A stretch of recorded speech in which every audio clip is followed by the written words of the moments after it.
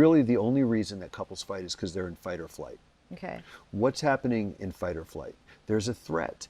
You sense the presence of an opponent. It's impossible to feel emotionally safe in the presence of an opponent. Yeah.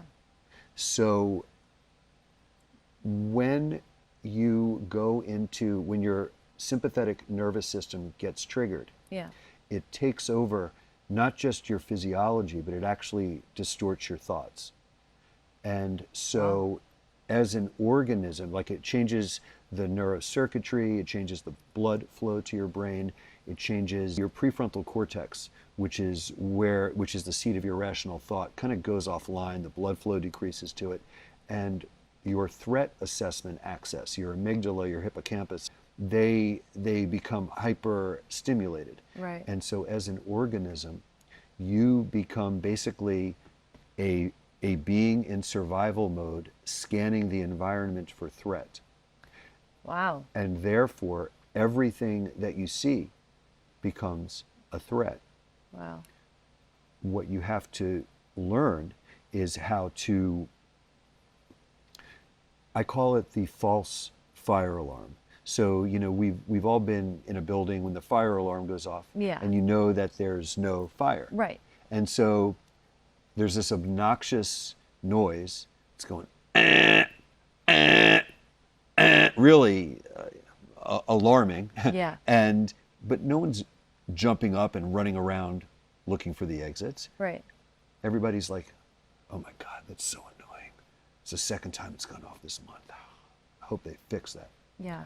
You have to create that same relationship with your emotions, that same relationship with your fight or flight circuitry, where you experience the distress and you learn how to release it, you learn how to tolerate it, you learn how to develop these incipient psycho-emotional muscles, this whole infrastructure that we all have, where basically the entire journey of life Right. is gaining the increased capacity to self-regulate in progressively challenging situations. Right.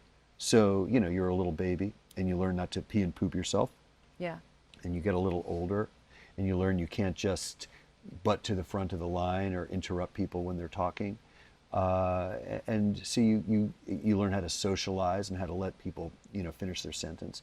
And these are life tasks where if we don't master them, there's this sort of master consciousness, and it recognizes that you're not evolving on schedule. Yeah. And then that can create self-loathing, that can create defensiveness, willful denial. Yeah. But more to the point, it prevents you from connecting. Right. It sabotages your ability to be vulnerable and connected with your partner. On the other hand, when you have that going on, how much of that is from, personal trauma from childhood, and secondary, why is it that we keep going back or staying in a relationship that maybe isn't serving us anymore? Because I think about that a lot. Like, why do some people go back to the person that they know is not great for them, even though there are some good moments? Is that something within the relationship, or is it something that's also stemming from their past and they don't realize that it's a trauma? We do what we know, and we gravitate towards what feels familiar to us. I think all relationship conflict and suffering is trauma-based. Yeah. And the source of the trauma is when someone that we want love from hurts us, denies it to us, where we are given the message that we are not worthy of love, we don't have the value, that we have to earn our value. You're right. Rather than just sharing that. And that's so sad that we end up feeling that way. I've heard a lot of, I'll use the example of The Bachelor because it happens so many times. So many of those people that are contestants or the actual bachelor, bachelorette, almost all of them feel unworthy, and they feel they're unlovable, and they feel that they're just undeserving of that attention. And for one woman, I can see why, because she grew up without a father. Her father left her, and he chose not to have a relationship with her, and she was little. So she grew up without a father figure, and she always felt she didn't have a good example of that. And so she went after these horrible men because she didn't feel worthy herself. So she went after men that made her feel kind of worthless or took advantage of her because she didn't have that father figure. So I think it's interesting how our own family plays into it, and what we think is normal for what we've been through is actually so not normal and not healthy, but we do it subconsciously, because if you're used to chaos, you're going to be with a chaotic partner. If you're used to peacefulness and supportiveness, you're going to be with somebody who's hopefully supportive and who understands how to communicate and understands how to support you in your needs. But most of the time, I feel, maybe I'm wrong, and this is another question, do you think that majority of people are with partners who are supportive or who are not supportive? Well, here's what's interesting about the example you brought up. Yeah. It's not, on the surface, it might look like this perpetual dance of unrequited, will you value me, please? Will you value me, please? Today I will. Today I won't. No, yes.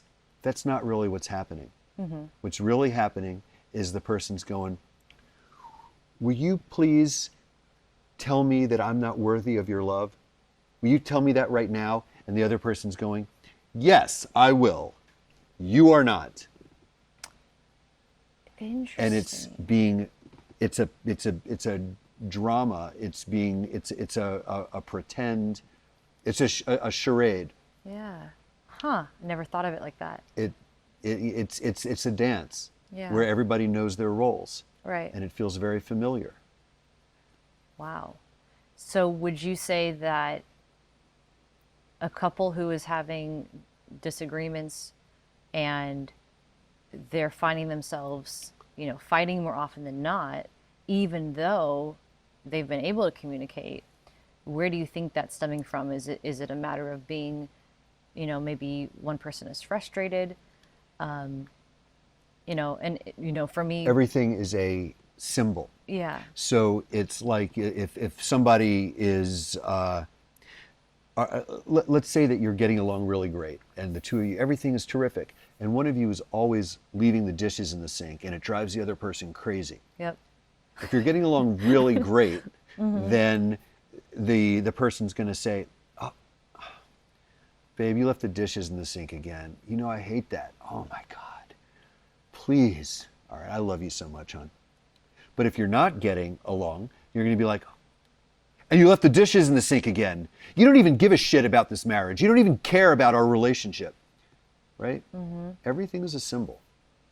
Interesting. So the person that has that second reaction, which is, they feel like they're in combat mode, is that, you think, from a long time of feeling that way and not saying anything in the moment? Like they've kept it to themselves all that time versus telling the person?